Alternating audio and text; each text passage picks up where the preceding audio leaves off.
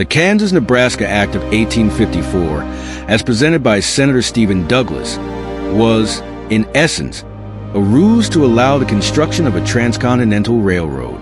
The result was that it inadvertently set the stage for the American Civil War. By opening again the debate on slavery, it did. The act established popular sovereignty, wherein settlers in Kansas and Nebraska decided whether slavery would be allowed. Douglas and his cohorts thought this would put the slavery question to rest, but they were woefully incorrect. Popular sovereignty was introduced by the Compromise of 1850, but was practiced through the Kansas-Nebraska Act. Nebraska was too far north and close to free states, so it could hardly be a slave state. Kansas was different. It was close to Missouri, a slave state, so there was an all-out competition for it to be a free or slave state. Pro-slavery settlers crossed from Missouri into Kansas to vote for slavery in territorial elections, a practice known as border ruffianism, while abolitionists moved in to advocate a free state. These tensions rapidly escalated into violence and were quickly labeled Bleeding Kansas. Violence boiled over in 1856 when pro-slavery forces sacked the Free State town of Lawrence, Kansas.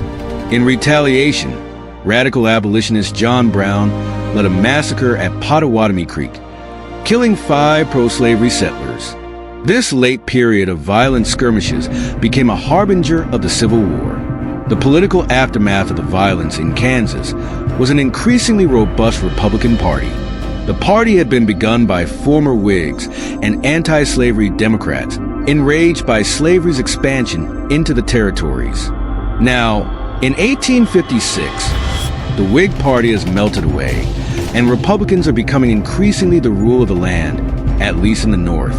The presidential election of 1856 saw North-South divide further escalated. Democrat James Buchanan was elected president, but his pro-slavery administration and inability to curb the surging states of crisis only heightened the crisis.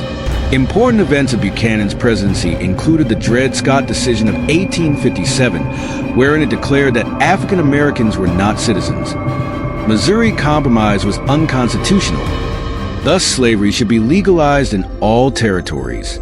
It became one of the landmark decisions, signaling the turning point by galvanizing Northern opposition to the expansion of slavery. Such activities as John Brown's raid on Harper's Ferry, Virginia, in 1859 aimed at sparking a slave uprising provided some of the straws in the wind. The raid failed, but it put Civil War more and more within the range of probability. It was not long after the election of Abraham Lincoln in 1860 that the South seceded and Civil War broke out. If you're interested in history and want more deep dives like this, don't forget to like this video and subscribe to the channel. Your support helps us keep bringing you the stories behind the events that shaped our world. Plus, you'll be the first to know when new videos drop.